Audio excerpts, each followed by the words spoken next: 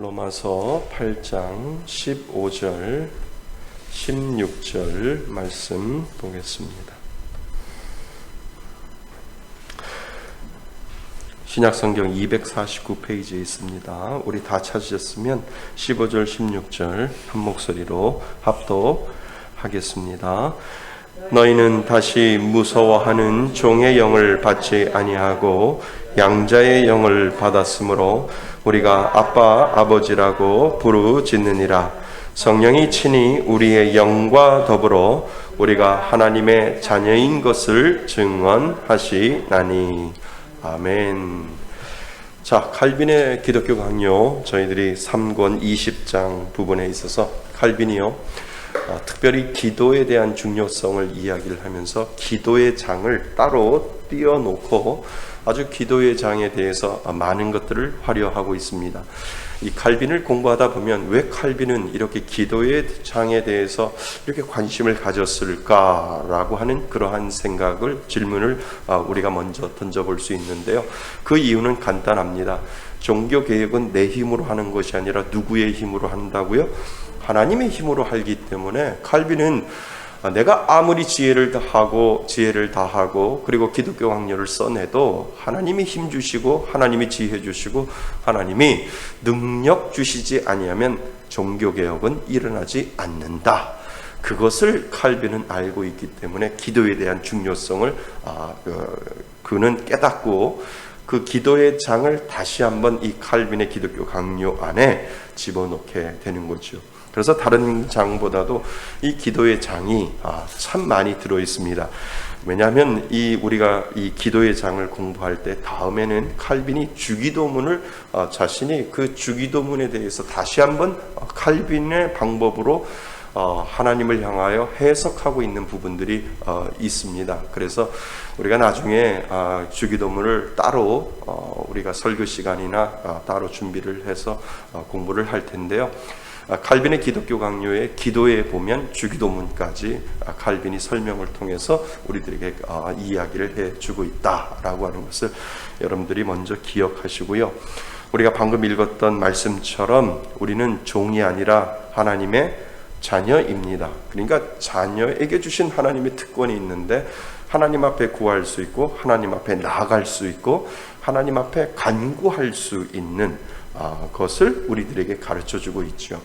그러니까 종도 때로는 간구할 수 있고요, 때로는 종도 요구할 수 있는데 방법과 톤과 또 예절이 달라요. 우리는 종은 아주 예절을 구하고 그 주인에게 뭔가를 구하고 뭔가를 요구할 수는 있지만 자녀는 마음대로 아버지한테 갈 수 있죠. 때릴 수도 있고 도와달라고 울부짖을 수도 있고 또 때로는 정식으로 하나님 이 부분에 대해서는 이렇게 생각하는데 어떻게 생각하십니까? 라고 하나님 앞에 질문할 수 있고 그 질문에 대해서 투정도 부릴 수 있고 또 때를 부려서 하나님 앞에 달라고 요구할 수도 있는 그러한 자녀의 신분을 우리들에게 주셨기 때문에 종의 신분으로 기도하는 것과 자녀의 신분으로 기도하는 것은 분명히 다르다라고 하는 것입니다. 우리는 자녀인 줄 믿습니다. 자녀이기 때문에 기도하는 거예요. 또 자녀가 아니면 우리가 기도할 수 없어요. 그래서 믿는 사람들에게 주신 하나님의 특권은 기도예요. 하나님을 만날 수 있고 하나님 앞에 요구할 수 있고 하나님 앞에 나아갈 수 있는 가장 최고의 특권 중에 하나가 바로 기도다라고 하는. 그러니까 믿지 않는 사람은 전혀 이해를 못해요. 그러니까 믿지 않는 사람들에게 기도하라고 하면 대상이 흐려버리기 때문에 대상이 정확하지 않기 때문에 믿지 않기 때문에 하나님을 믿지 않기 때문에 기도하라고 하면 그냥 이상한 기도할 수밖에 없는 거예요. 왜요? 우리는 아버지가 있는데 믿지 않는 사람은 아버지가 아니기 때문에 그 대상이 불명확해요. 그러니까 기껏 기도하라고 하면 무병장수, 그 다음에 자녀 축복, 잘 사는 거 이것밖에 없어요. 무병장수, 병 걸리지 않고 오래 살고 자녀 잘 되고 돈 많이 벌고. 그러니까 아무리 12월 31일 날 정동진을 가든 어디를 가든 해 뜨는 곳을 가든 다 한 가지가 그거예요. 무병장수. 올해는 무병장수, 자녀 잘 되고 돈 잘 벌게. 이 4개 안에 밖에 없어요. 그거 참 희한하지 않아요?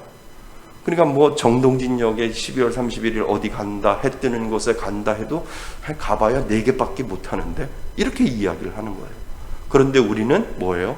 하나님 앞에 모든 것을 간구할 수 있고, 하나님 앞에 모든 것을 구할 수 있고, 그리고 우리 아까 방금 기도했잖아요. 이 나라와 이 민족을 위해서 기도하고, 코로나를 위해서 기도하고, 하나님 아프간에서 인도적인 차원에서 사람들이 왔는데 그냥 사람만 날라왔으면 참 좋겠는데, 그냥 맨몸으로 왔으면 참 좋겠는데, 하나님 문화도 들어오고 종교도 들어오는데 하나님 막아주세요.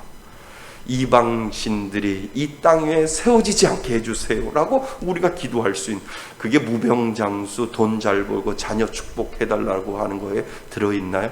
아니에요. 우리의 기도는 우리가 생각하는 카테고리가 믿지 않는 사람들의 카테고리 그 4개의 범주보다도 더 넓고 더 심오하고 더 깊다라고 하는. 왜요? 우리는 하나님을 믿는 자녀이기 때문에 순수하게 하나님의 나라가 이루어져야 되는 그 목표를 가지고 우리는 기도하기 때문에 그렇다는 거죠. 아멘. 맞습니다. 그래서 믿는 사람들에게 하나님은 자녀의 신분을 주셨고, 그 자녀의 신분 중에 제1특권은 분명히 기도다라고 하는 것을 우리들에게 가르쳐 주셨다라고 하는 것을 잊지 마시기 바랍니다. 예, 우리가 지난 시간까지 보았고요. 오늘은 3페이지죠. 맞죠? 예, 3페이지에서 네 번째 질문은 우리 칼빈이 기도의 방법을 우리들에게 가르쳐주고 있습니다. 그러니까 올바른 기도의 법칙을 칼빈은 무엇을 가르쳐주고 있는가? 그러니까 올바르게 기도하는 방법의 법칙을, 기도의 법칙을 칼빈은 우리들에게 설명을 하고 있습니다. 자, 그래서 첫 번째로 4번째 질문은 올바른 기도의 방법, 법칙을 칼빈은 무엇을 가르쳐주고 있는가입니다. 여기서부터 우리가 시작하겠습니다. 그것은 경외의 법칙입니다. 하나님 앞에 기도할 때 하나님을 경외하는 거예요. 두려운 마음을 가지고 하나님을 높여드리는 그 마음으로 우리가 기도하는 제1순위가 그거라는 거예요. 경외의 법칙으로. 하나님은 전능하신 하나님이요, 하나님은 못하실 것이 없는 나의 전능하신 하나님임을 믿으면서 그 경외함을 가지고 하나님 앞에 나아가야 된다라고 칼빈은 첫 번째 기도의 법칙을, 그것은 경외의 법칙입니다 라고 우리들에게 설명을 하고 있지요. 우리는 기도할 때 모든 염려와 욕망을 벗어버리고 우리의 구할 것을 뭐함으로? 감사함으로 아뢰야 합니다. 왜? 하나님은 못하실 것 없다며요. 하나님은 전능하시다며요. 하나님은 무소부재하시다며요. 하나님이 하시겠다라고 하면 어떤 것도 하나님이 하시기 때문에 우리들 마음속에 하나님 되어줄 줄 믿습니다 라고 우리가 감사함으로 하나님 앞에 아뢰일 수밖에 없다라고 하는 거예요. 그래서 우리가 우리의 구할 것은 감사함으로 아뢰야 한다라고 하는 거예요. 그래서 하나님 앞에 구할 때 하나님 감사합니다, 하나님 되어줄 줄 믿고 감사합니다. 우리가 주신 은혜에 감사하고 뭐하죠? 주실 은혜도 분명히 하나님 앞에 감사하는 이유가 바로 여기에 있다라고 하는 것이죠. 그래서 이것이 바로 기도에 있어서 경외의 법칙, 경건의 법칙이 됩니다. 하나님이 허락하시는 것 이상의 것을 구하거나 합당치 못한 일을 무례한 태도로 구하거나 추악한 욕망을 겁없이 내놓지 말아야 합니다. 근데 내놓더라도, 그 자녀들이 겁없이 내놓더라도 우리들 마음속에 성령은 무슨 능력이 있다 그랬죠? 지난 시간에 자가 수정 능력이 우리들 가운데 있다라고 하는 거예요. 믿는 자들에게. 그러니까 우리가 때로는 우리들의 욕망으로 구하고 우리들의 무례한 태도로 하나님 앞에 구할 때 우리 안에 있는 성령님이 계속 말씀하시는 거예요. 야, 너 그렇게 구하면은, 야, 그 되냐? 너 그렇게 구하면 안 돼. 너는 그 구하는 거 욕심이야. 너는 하나님의 영광을 위해서 한다 그러는데 가만히 한번 생각해봐. 욕심으로 너는 구하는 거야 라고 성령님이 우리들 마음속에 자가수정 능력을 주셔서 스스로 창피하게, 이렇게 구하면 안 되겠구나, 수정할 수 있는 능력까지도 우리들에게 주셨다는 거죠. 그러니까 왜 똑같은 것 어제도 기도하고 똑같은 것 오늘도 기도하고 똑같은 것 내일도 기도하는데, 기도하신 분들은 알아요. 똑같더라도 내용이 수정되는 거 아시죠? 아멘. 기도하신 분들 알아요. 분명히 알아요. 똑같은 기도 제목을 가지고 나는 이렇게 간구하는데 이상하게 내가 기도하면 기도할수록 기도의 깊이가 깊어지면 깊어질수록 이상하게 하나님은 내 원대로 구하는 것이 아니라 하나님의 뜻대로 구하도록 성령님이 내 입술을 주장하게 하시고 내 생각까지도 주장하게 하여 주셔서 계속해서 내가 구하는 그 기도가 변화되게 그렇게 만들어 놓으세요. 그리고 나서 어느 순간에 하나님이 됐다라고 하실 때 그 기도가 응답되는 거라는 거죠. 아멘.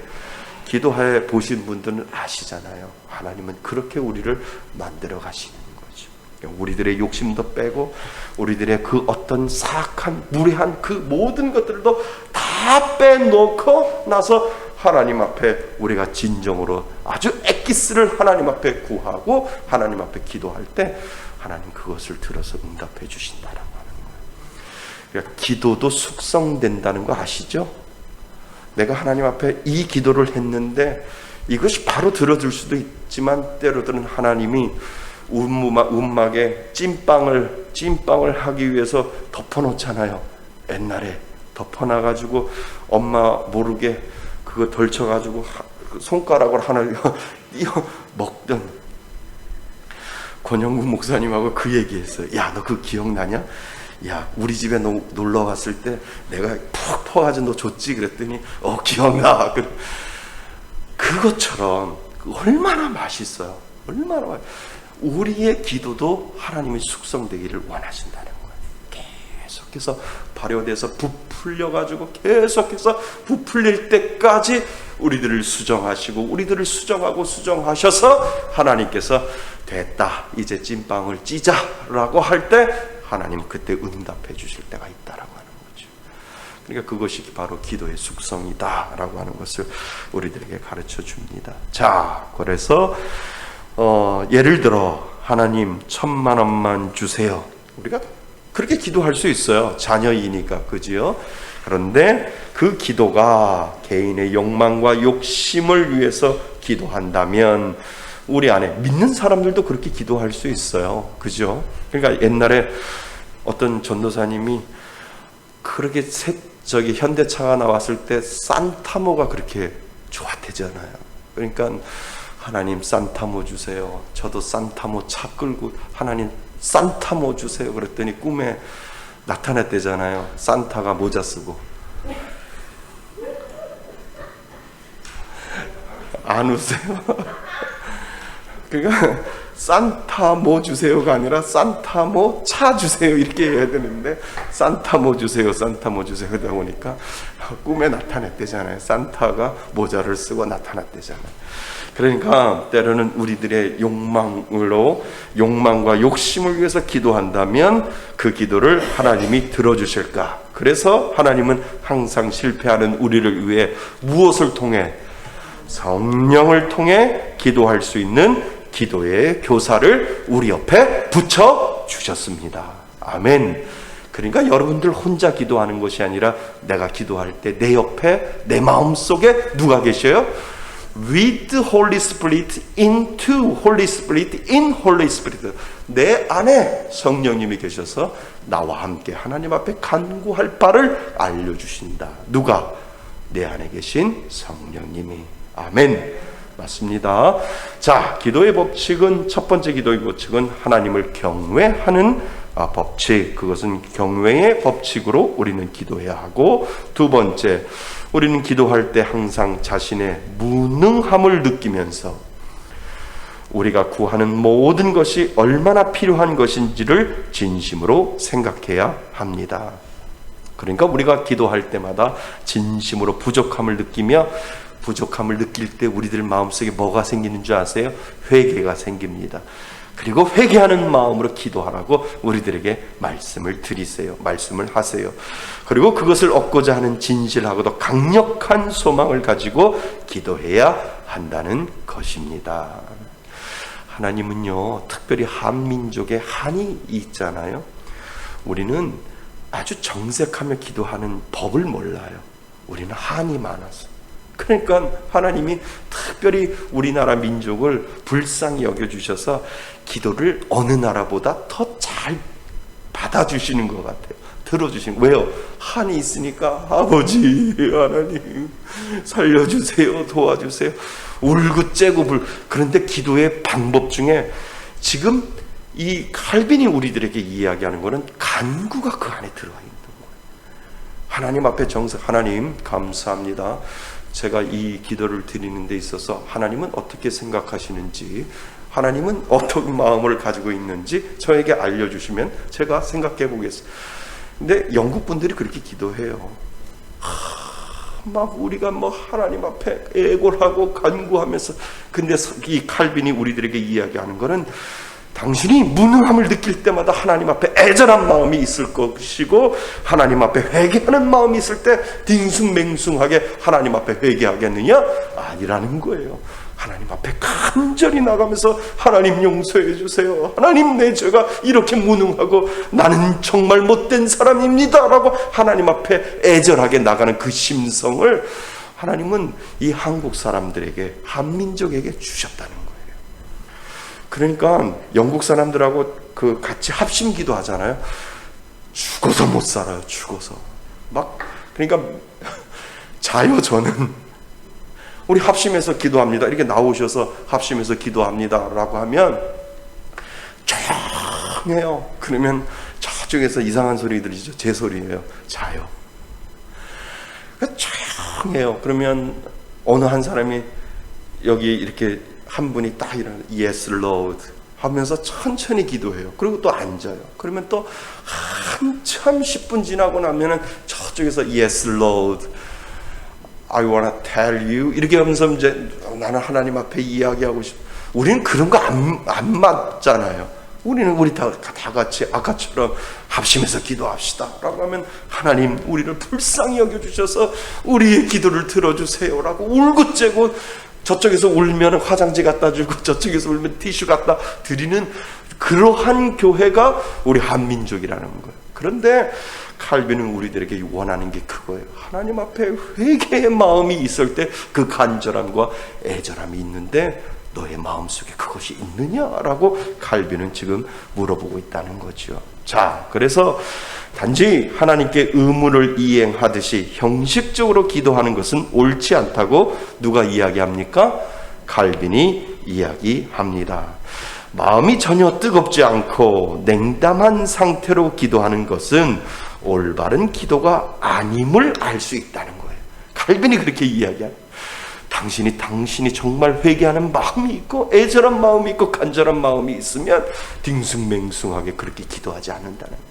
정말 하나님 앞에 그러니까 하나님이 우리나라를 불쌍히 여겨주셔서 축복을 많이 해주신 이유가 바로 거기 있던 것 같아요. 그러니까 삼각산에 가서 하나님 도와주세요 막 울고불고 하나님 앞에 그냥 밤을 새면서 철야 기도하면서 하나님 앞에 기도했던 그 모든 것들을 통해서 하나님이 더 급하게 들어주시고 하나님 그 기도를 들어주셔서 응답해 주시는 놀라운 역사가 우리 이 한국 교회 가운데, 한국 믿는 사람들 가운데 분명히 하나님이 들어주셨다라고 하는 것이지요. 그래서 마음이 전혀 뜨겁지 않고 냉담한 상태로 기도하는 것은 올바른 기도가 아님을 알 수 있습니다. 간절함을 가지고 정성껏 기도해야 합니다. 하나님께서는 진실하게 간구하는 자를 뭐 해주신다고요? 만나주시리라고 약속하셨습니다. 성경에도 그랬잖아요. 누구의 사다리? 야곱의 사다리. 그죠? 예, 하나님 앞에 환독도가 쳐더라도 하나님 나한테 복 주시지 않으면 안 됩니다 라고 하나님 앞에 간절히 기도하잖아요. 그 간절함이 우리 한민족, 우리 나라의 우리 한인들에게 있다라고 하는 거예요. 그것이 바로 하나님이 복으로 여겨 주셨다라고 우리들에게 지금 가르쳐 주고 있다는 겁니다. 자, 세 번째, 기도하기 위해 하나님 앞에 서는 사람은 겸손하게 전적으로 하나님 앞에 영광을 돌려야 한다고 칼빈은 이야기를 합니다. 그러니까 기도할 때 뭐가 필요하다고요? 겸손함이 우리들에게 필요하다라고 하는 것을 가르쳐 주고 있지요. 한마디로 자신의 가치를 부정해야 합니다. 그러니까 자신의 가치를 세우면 세울수록 기도 외에, 기도 말고도 내가 할 수 있다라고 하는 그러한 생각이 분명히 들어있으니까 기도할 때 하나님, 나는 아무것도 아닙니다 라고 하는 그 겸손함을 하나님 앞에 먼저 알아야 된다라고 하는 것이지요. 한마디로 자신의 가치를 부정해야 가능합니다. 그리고 자신을 신뢰해서는 안 됩니다. 우리 안에 본성은 뭐로 물들어 있기 때문에?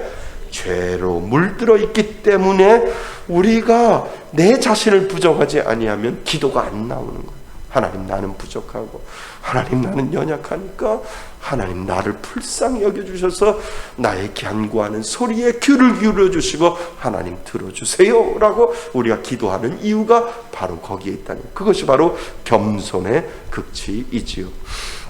그래서 올바로 기도하기 위해서는 반드시 준비가 필요합니다. 겸손하고 성실하게 뭐를 고백하며? 죄를 고백하며 용서를 구해야 합니다. 날마다 최근의 죄를 고백하는 것은 물론이고 오랫동안 잊고 있었던 죄까지도 고백해야 합니다. 한번 해볼까요? 이거 기억나세요? 하나님 아버지, 기도의 5손가락. 하나님 아버지, 감사합니다. 용서해 주세요. 주세요. 예수님 이름으로 기도합니다. 이것이 기도의 5손가락. 하나님 아버지, 감사합니다. 그 다음에 뭐예요? 용서해 주세요. 정말 하나님 용서해 주세요. 그러니까 기도에 회개가 빠지지, 하나님 앞에 죄를 고백하는 그것이 빠지면 기도가 아니다라고 지금 칼빈은 우리들에게 이야기를 해주고 있는 거죠. 하나님의 영광을 감사하고 하나님이 주신 모든 것들을 감사하고 감사합니다, 감사합니다. 하나님 앞에 그 감사가 내 안에 울려 퍼지면 내 안에 비어있는 그 마음속에 하나님 용서해 주세요. 아무리 내가 착하게 살려고 해도 나는 죄인입니다 라고 하는 그 죄를 고백할 때 그때 간구가 나오는 거죠. 하나님 주세요. 불쌍히 여겨주셔서 고쳐주세요. 주세요. 예수님 이름으로 기도합니다. 자, 준비 시작.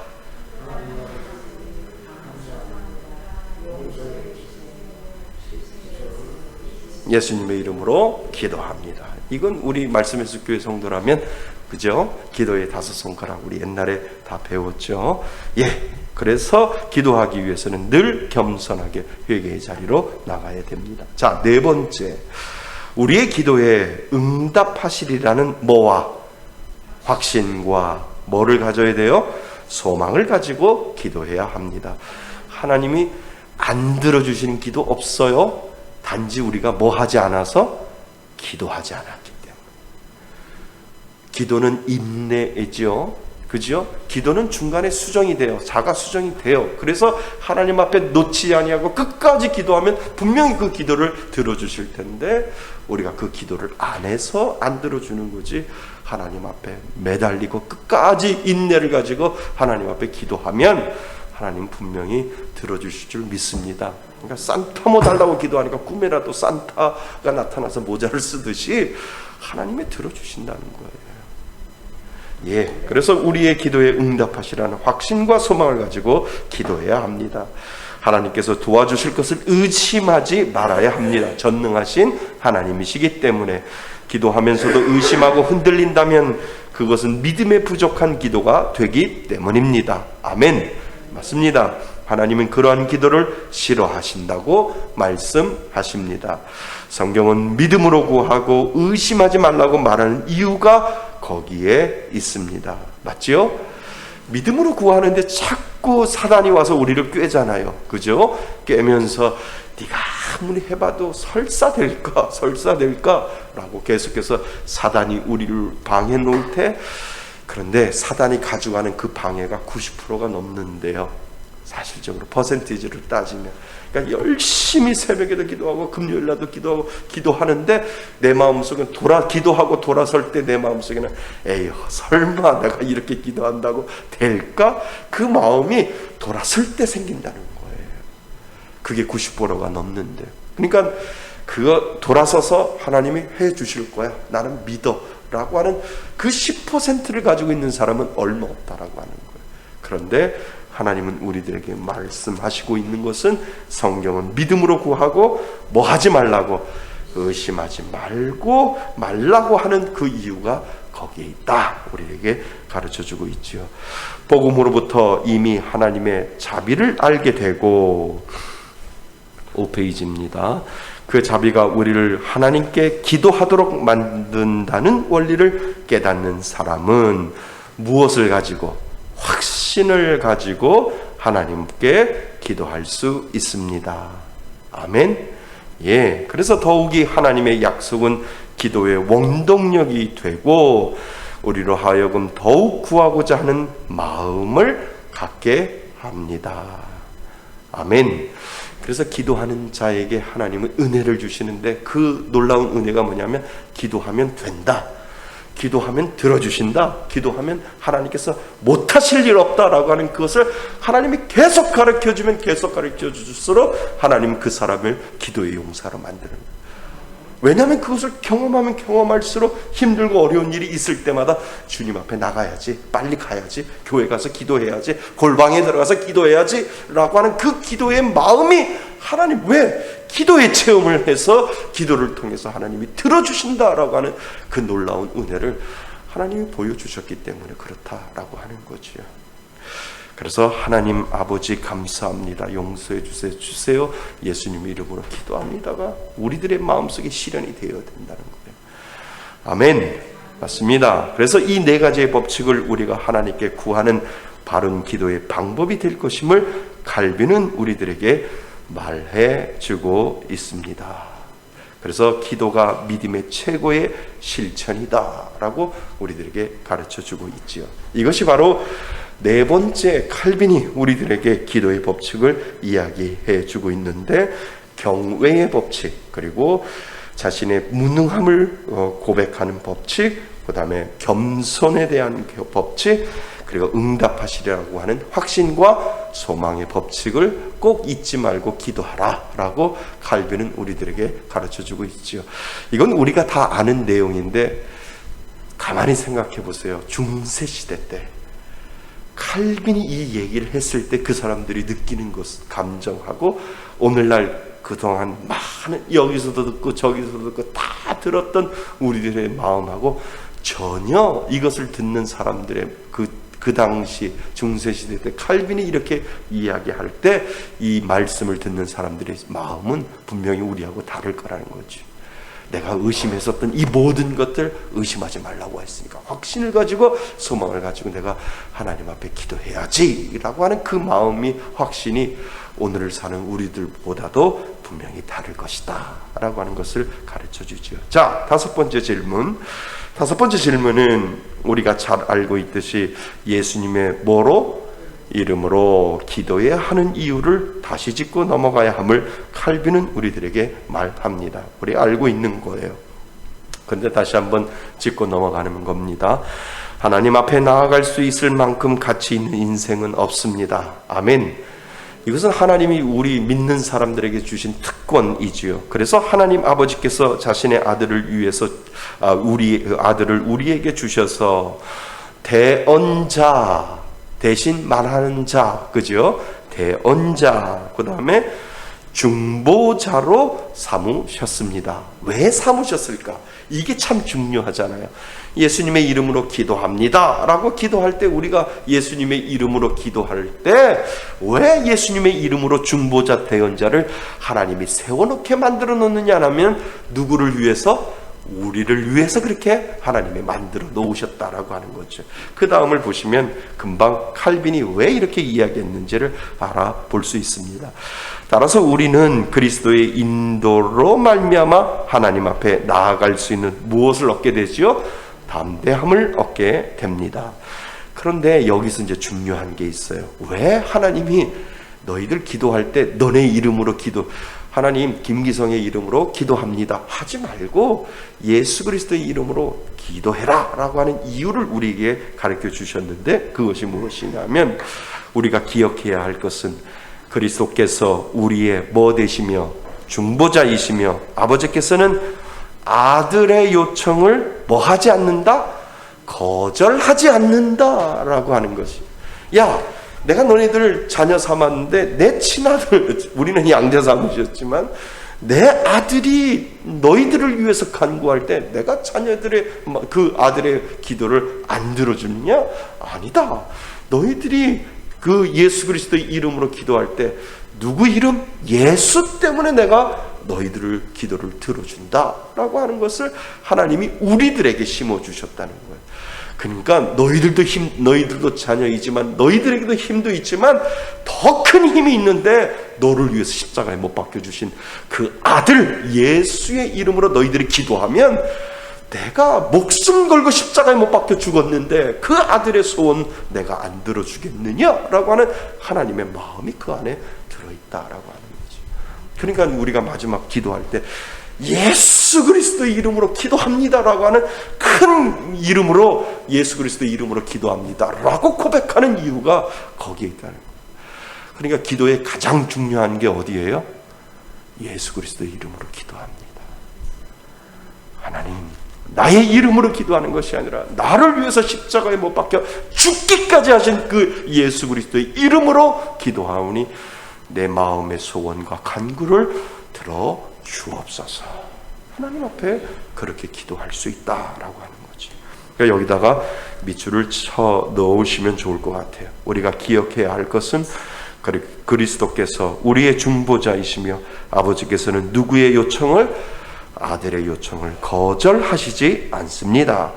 그래서 우리가 아들의 이름으로 기도하는 것입니다. 또한 그리스도께서 자신의 이름을 구하라고 명령하셨기 때문이지요.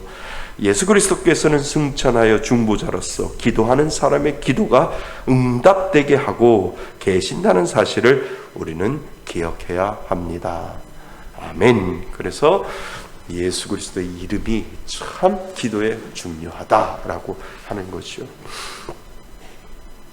옛날에 보니까 어떤 분이 거룩하신 하나님의 이름으로 기도드립니다, 이렇게 기도하시는 분도 있고, 제가 말씀드렸잖아요. 가장 정확한 것은 나사렛 예수 그리스도, 예수 그리스도의 이름으로 기도합니다가 정확하게 맞다라고 하는 거예요. 그러니까 이것 빠야 먹으면 안 돼요. 주님의 이름도 아니고요. 누구를 집어넣어야 돼요? 예수 그리스도의 이름. 예수인데 그분이 나를 위해서 십자가에 못 박혀 돌아가셨다라고 하는 메시아 그리스도가 정확하게 들어가요. 그러니까 어떤 분은 주님의 이름으로 기도합니다, 하나님의 이름으로 기도합니다. 절대 이 기도 중에 가장 중요한 것이 예수가 빠지면 기도가 아니라니까요. 예수가 빠지면 아니라니까요. 예수가 들어가야 돼요. 어떤 목사님들은 와서 기도하시다가 예수님의 이름으로 기도드립니다를 빼고 그냥 내려가시는 분들이 있어요. 기도하다가 그냥 내려가시면, 그렇게 기도하시면 안 돼요. 정확하게 내가 간구하는 이 모든 것들 나사렛 예수 그리스도의 이름으로 기도합니다. 그러니까 기도 못한다고 아무리 이야기를 해도 기도 못하고 그냥 가만히 있다가 예수 그리스도의 이름으로 기도합니다. 그러면 절반은 성공한 거라니까요. 그러니까 예수 그리스도의 이름이 얼마나 중요한지 몰라요. 주님의 이름이 아니라. 그죠? 그래서 혼자 개인 기도를 하실 때도, 골방에서 기도하실 때도 정확하게 하나님, 여기서 마칠게요. 예수 그리스도의 이름으로 기도합니다. 제가 어렸을 때 주일학교 다닐 때 아무리 1시간 기도해서, 주일학교 선생님이 아무리 1시간 기도해도 예수님 그 이름으로 기도합니다 빠지면 기도 아니라고 그렇게 배웠어요. 그러니까 무조건 기도 끝나면, 그것이 어릴 때부터 배어 있어서 여기에서도 기도하든 어디에 기도하든 하나님 저 이제 끝났어요, 저 갈래요, 예수님 이름으로 기도드립니다, 예수 그리스도의 이름으로 기도드립니다. 이게 훈련이 어릴 때부터 선생님이 아무리 기도해도 밥 먹을 때 예수님 이름으로 기도합니다가 빠지면 기도가 아니라는 거예요. 참 잘 배웠죠. 그러니까 그것이 참 중요하다라는 거예요. 그러니까 어릴 때부터도 아이들한테 늘 가주시고 우리 권사님들도 우리 집사님들도 그렇게 기도하셔야 돼요.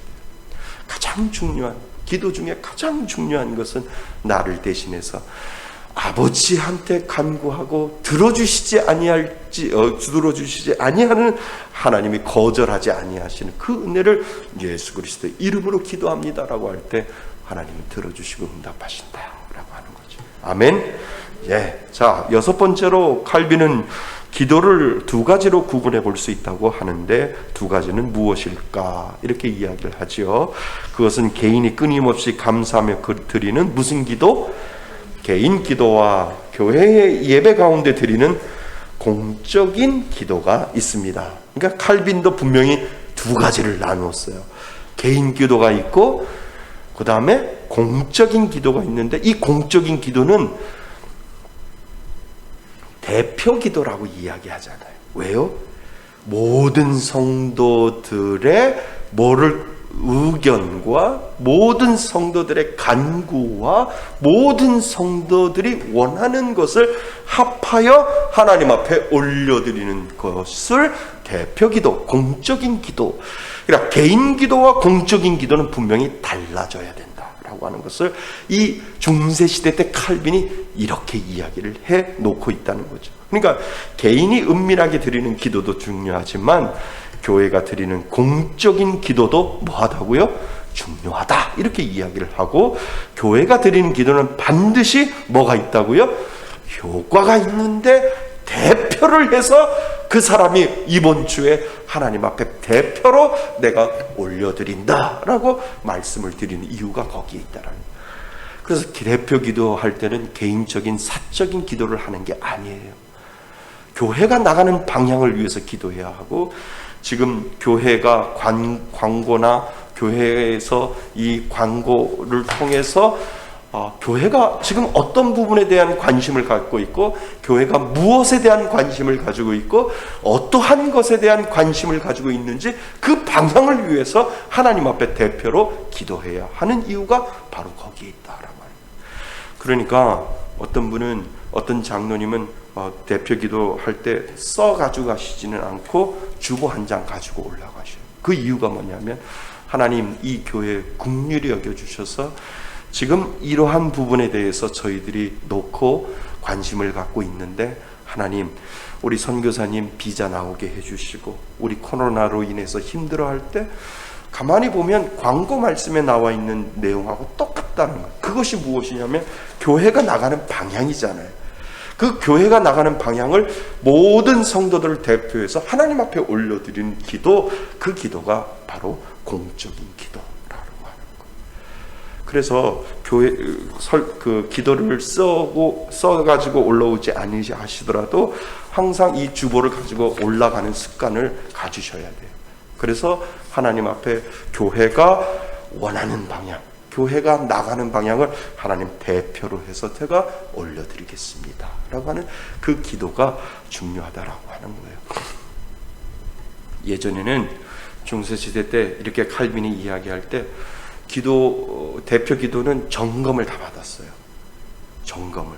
그러니까 목사님한테 점검을 다 받은 거예요. 그러니까 대표 기도를 할 때 그냥 가지 못하게 미리 목사님 앞에 가서 다 그것을 검사를 맞아서, 왜냐하면 그렇게 하지 않으면 잘 됐다, 내가 할 말 좀 해야 되겠다, 기도 가운데 할 말 좀 해야 되겠다라고 해가지고 기도 가운데 이상한 이야기를 하실 수 있으니까. 교회가 나가는 방향, 하나님 아버지 왜 목사님이 저러는지 저도 모르겠어요. 왜 성도들이 다 싫어하는데 왜 목사님 혼자 저렇게 독불정군으로 나가는지 모르겠습니다 라고 기도하실 수도 있고, 어떤 특정 교인에 대해서 또 비난할 수도 있고, 회개하게 해주세요, 하나님 앞에 용서하게 해주세요, 그런 기도 못하도록 항상 교회가 그것을 점검할 수 있도록 그렇게 해 놓았다는 거죠. 그러니까 지금도 온누리교회, 예전에, 지금은 모르겠어요, 예전에 온누리교회 장로님들 기도할 때 다 써가지고 와서 이 PPT로 다 올렸어요. 다 올려서, 그러니까 미리 부목사님들이 다 점검을 해서 PPT로 다 올리고, 그리고 장로님들이 나와서 기도하는 거. 왜냐하면 대표성이 있기 때문에 그렇다. 그 교회를 대표해서 하나님, 제가 이번 주에 하나님 앞에 기도를 올려드립니다. 그러한 의미가 그곳에 분명히 들어있다라고 하는 것이지요. 자, 그래서 교회가 드리는 기도는 반드시 효과가 있다고 칼빈은 이야기를 합니다. 왜냐하면 하나님께서 그 백성에게 기쁜 노래를 부를 기회를 항상 주시기 때문입니다. 특히 교회가 기도하는 가운데 신자들의 믿음의 단결을 조성하시기 때문에 공적인 기도는 중요합니다. 그러니까 교회가 나가는 방향이 하나로 단결하게 만들어 놓기 때문에 그렇다는 거죠.